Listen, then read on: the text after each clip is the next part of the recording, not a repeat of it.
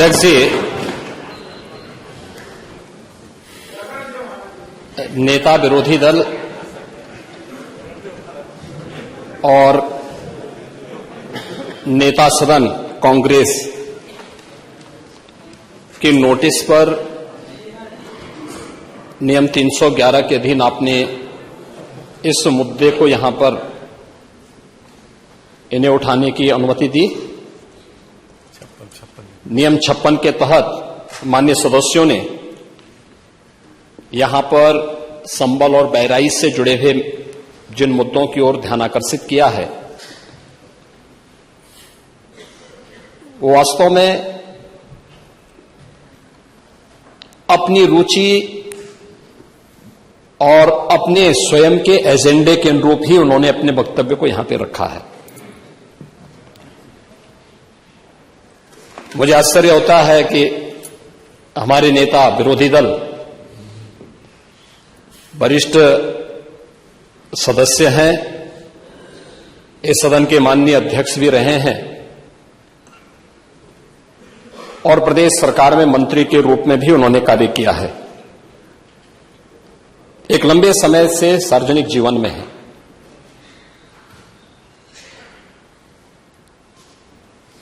बुद्ध को हम भी मानते हैं, लेकिन हमें इस बारे में भी जानना होगा कि एक लंबी परंपरा भारत की है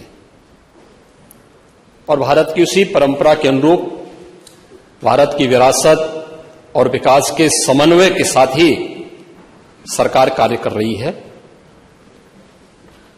मैं प्रदेश के प्रशासन या अपने स्तर पर प्रदेश के जिस सांप्रदायिक माहौल की आप चर्चा कर रहे हैं, आप सभी माननीय सदस्यों ने जिन मुद्दों को रखा है, मैं उस पर बहुत वो नहीं कहूंगा, क्योंकि एनसीआरबी के जो आंकड़े हैं वे इस बात को बताते हैं कि 2017 से लेकर के लगातार अब तक प्रदेश में सांप्रदायिक दंगों की जो स्थिति है उसमें 97 से लेकर 99% तक कमी आई है। ये एनसीआरबी का डाटा है और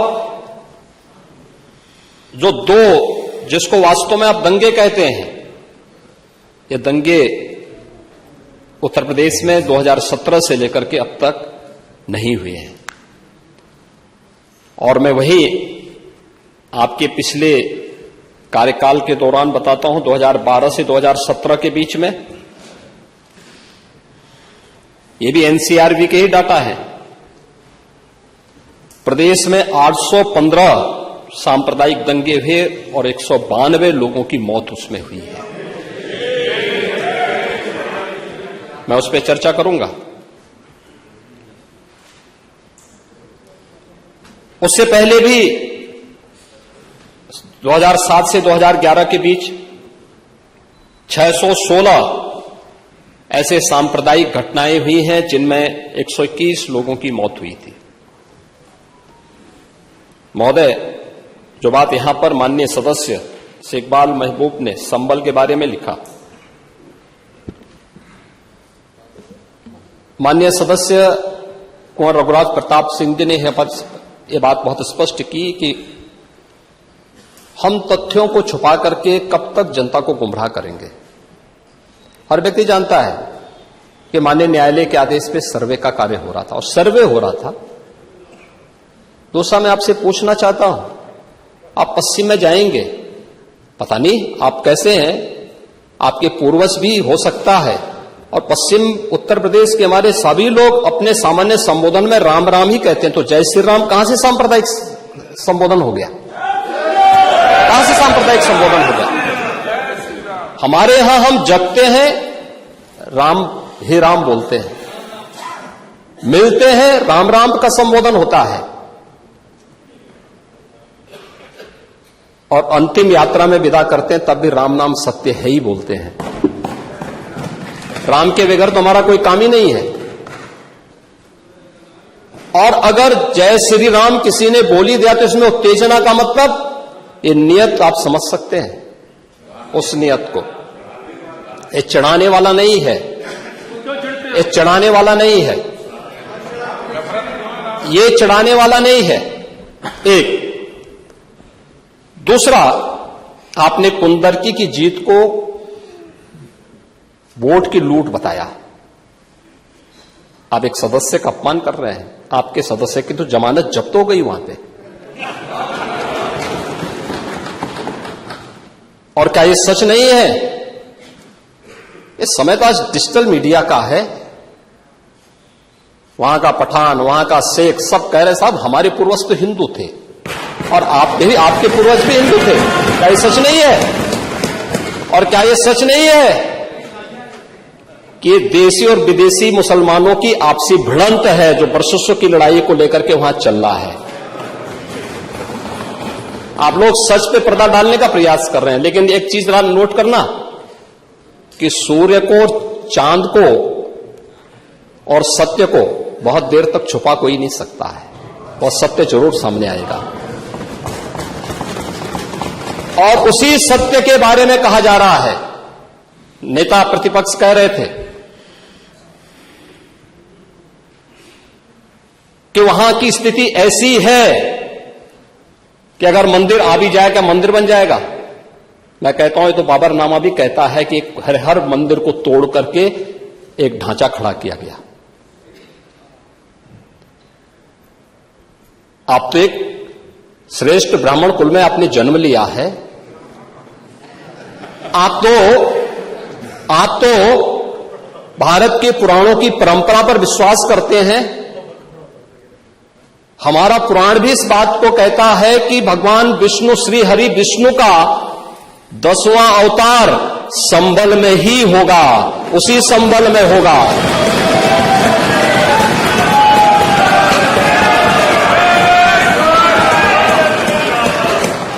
और यह तो केवल सर्वे की बात थी।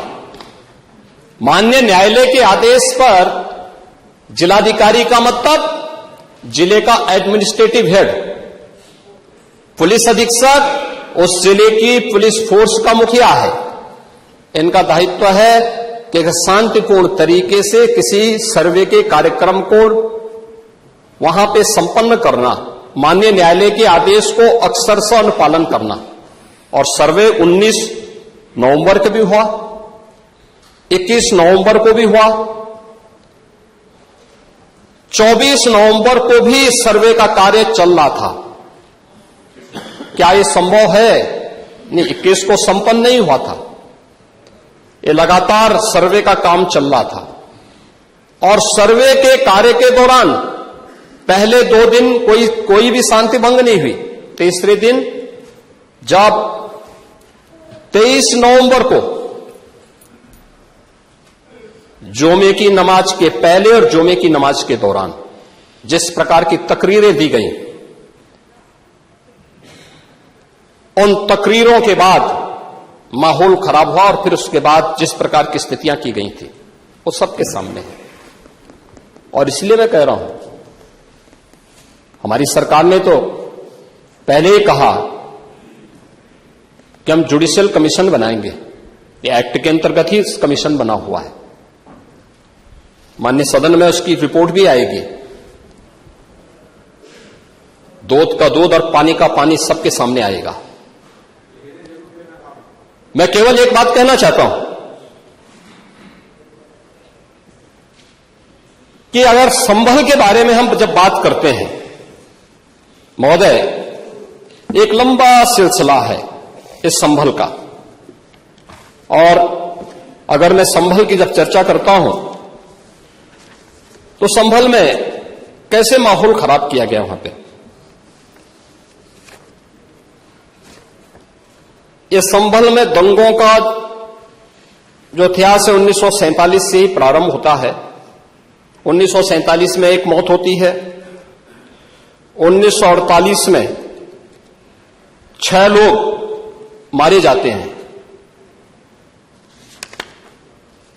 1958 में भी दंगा होता है। 1962 में भी दंगा होता है। 1976 में भी 5 लोगों की मौत वहां पर हुई थी।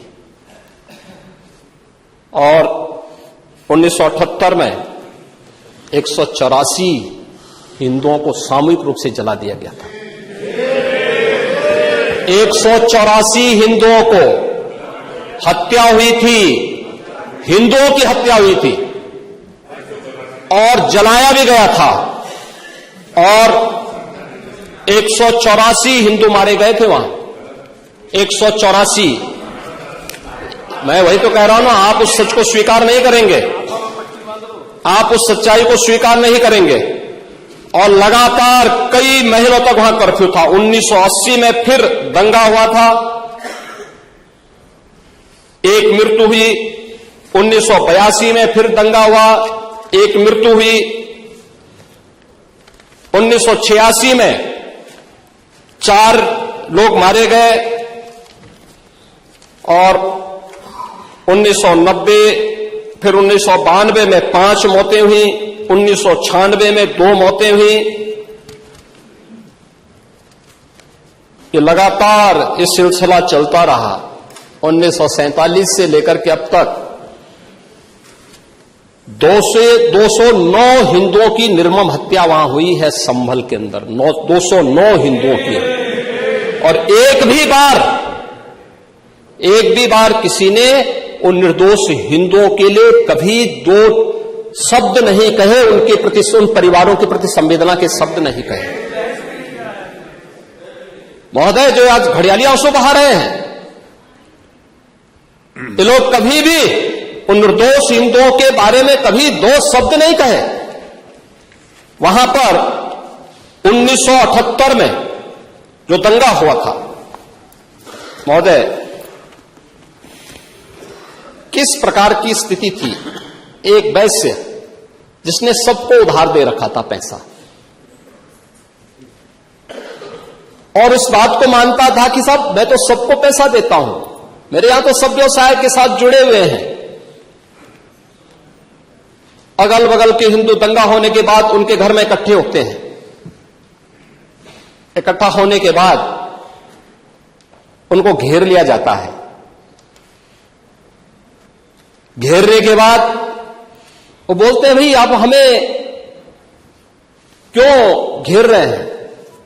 कहा जाता नहीं, क्योंकि तुम इन हाथों से पैसा मांगोगे, इसलिए उनके हाथ काटे जाते हैं, फिर उनके पैर काटे जाते हैं और फिर उनका गला रेंध करके हत्या होती है। ये लोग सौहार्द की बात करते हैं, शर्म नहीं आती इन लोगों को सौहार्द के बारे में चर्चा करने की। 1978 से जो मंदिर आज निकल रहा है, 1978 से इन लोगों ने कभी खोलने नहीं दिया उस मंदिर को, जो आज बजरंगबली का मंदिर निकल रहा है। जो वहां पर आज 22 कुएं किसने बंद किए थे? इन 22 कुओं को भी वहां पे बंद किया गया। और वहां का माहौल इतना तनावपूर्ण किसने बनाया था? ये पत्थरबाज कौन थे? एक भी गिरफ्तारी बिना साक्ष्य के नहीं हो रही है। और याद रखना, जिसने पत्थरबाजी की होगी, जिसने माहौल खराब किया होगा, उसमें एक भी बचने वाला भी नहीं है, एक भी नहीं बचेगा।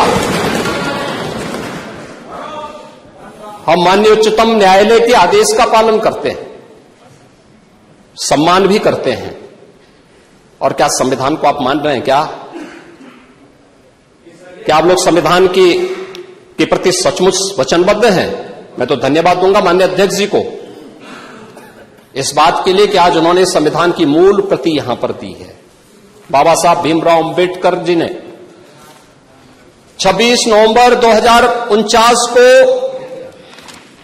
जिस संविधान को बनाकर के देश को सौंपा था, उस मूल संविधान की प्रस्तावना को एक बार पढ़िए। मौलिक कर्तव्यों के बारे में, मौलिक अधिकारों के अध्याय के चित्र को देखिए। अलग अलग उन आर्टिकल के उस पृष्ठों का अवलोकन करिए, आपको उसमें राम भी नजर आएंगे, कृष्ण भी नजर आएंगे। लंका दहन के उपरांत बजरंगबली भी नजर आएंगे। ज्ञान का उपदेश देने वाले बुद्ध भी नजर आएंगे।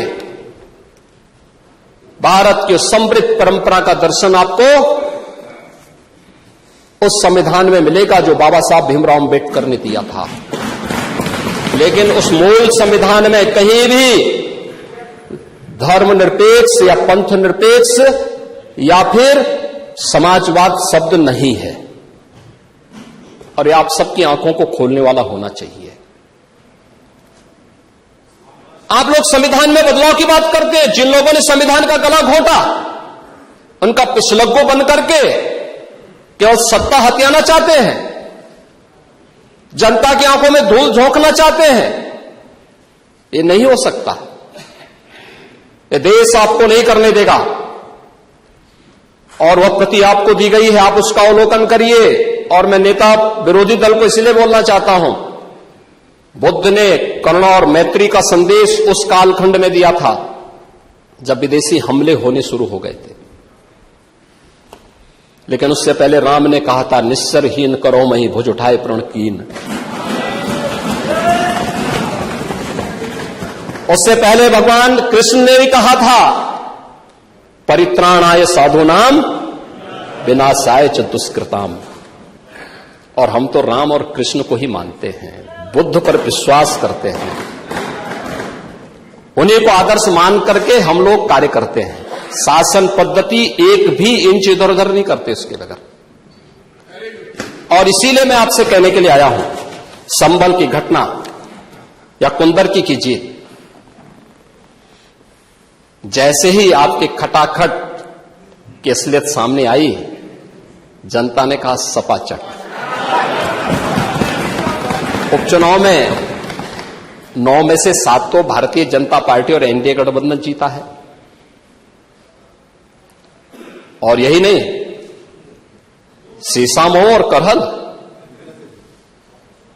याद करिए 2022 में समाजवादी पार्टी ने करहल में 70,000 से लगभग 67,000 से जीती थी।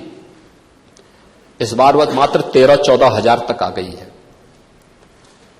वो भी चच्चू थोड़ा वहां पे कृपा कर लिए, नहीं तो वहां भी सपाचट तय था। अगली बार होगा, अगली बार होगा चच्चू। अरे आप चिंता मत करिए, देख लेना अगली बार। कुछ नहीं रहे, बहुत ज्यादा रहे अगली बार। सीसामऊ में भी बाल बाल बच गए,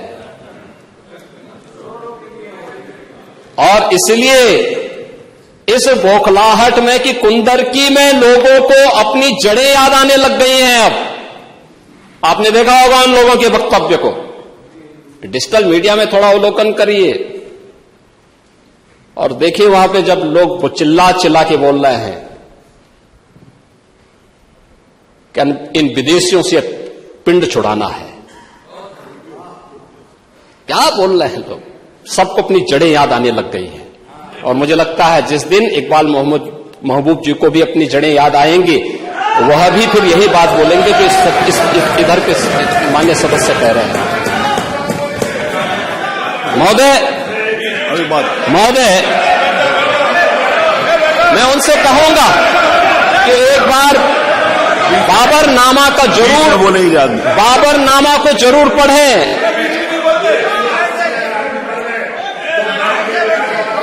चलिए वो जो बात कही, बाबरनामा को जरूर एक बार पढ़ें आप। मंत्री जी बोल रहे हैं, आप प्लीज बैठे। चलो आप दे देना जब अवसर हो, बाबरनामा को एक बार पढ़ें। आप बैठे। महोदय, संभल की घटना के साथ ही मैं प्रदेश के अंदर अलग अलग समय में जो दंगे अलग अलग समय में हुए हैं। 1972 में आगरा में दंगा हुआ, 19 लोग मरे थे। आजमगढ़ में 1972 में दंगा हुआ, 3 लोग मरे थे। बहराइच में 1973 में दंगा हुआ, 1 व्यक्ति की मौत हुई थी। गोंडा में 1973 में दंगा हुआ, 1 व्यक्ति की मौत हुई। प्रयागराज में 1973 में एक दंगा हुआ, 2 लोगों की मौत हुई। मेरठ में 1973 में दंगा हुआ, 8 लोगों की मौत हुई। आगरा में फिर 1974 में दंगा हुआ, 1 व्यक्ति की मौत हुई। पीलीभीत में 1974 में दंगा हुआ, 3 लोगों की मौत हुई। कानपुर में 1975 में दंगा हुआ, 2 लोगों की मौत हुई। मुरादाबाद में 1976 में दंगा हुआ, 3 लोगों की मौत हुई। बहराइच में 1976 में फिर दंगा हुआ, 3 लोगों की मौत हुई। बुलंदशहर में 1977 में दंगा हुआ, 2 लोगों की मौत हुई। वाराणसी में 1977 में दंगा हुआ, 8 लोगों की मौत हुई। मुरादाबाद में 1978 में दंगा हुआ, 19 लोगों की मौत हुई। अलीगढ़ में 78 में दंगा हुआ, 21 लोगों की मौत हुई। ये लगातार मैं क्या कर रहा हूं, उसमें आप भी थे, जिसके कारण लोकतंत्र सेनानी आप कहलाते हैं, लोकतंत्र सेनानी कहलाते हैं मल्होत्रा जी। उसी के नाम पर आप लोग मैं क्या कर रहा हूं, ये दंगे हुए हैं, मैं उन दंगों के बारे में बोल रहा हूं जिन दंगों के कारण लगातार माहौल खराब हुआ है प्रदेश का। और आज प्रदेश के अंदर सुरक्षा का जो एक माहौल है, कानून व्यवस्था की जो एक स्थिति पैदा हुई है, लोगों को सुरक्षा पे विश्वास है, कानून व्यवस्था पर विश्वास है, उसी का परिणाम है कि 40 लाख करोड़ रुपए का निवेश का प्रस्ताव उत्तर प्रदेश को प्राप्त होता है। इतना निवेश, इंफ्रास्ट्रक्चर का एक कार्य, रोड की, रेलवे की, एयर कनेक्टिविटी की, ये उसी का परिणाम है जो सरकार कर रही है और लगातार उसको कर रही है। महोदय, मैं केवल ये कहना चाहूंगा कि आखिर मैं नेता विरोधी दल से ये पूछना चाहता हूं कि अगर हमारा कोई पर्व और त्योहार है या किसी का भी है, मुहर्रम का जुलूस हो या फिर कोई भी अन्य मुस्लिम समाज का कोई पर्व और त्योहार का कोई जुलूस, वो हिंदू मोहल्ले से सुरक्षित निकल जाता है, कोई दिक्कत नहीं होती, मंदिर के सामने से भी निकल जाता है, कोई समस्या नहीं होती।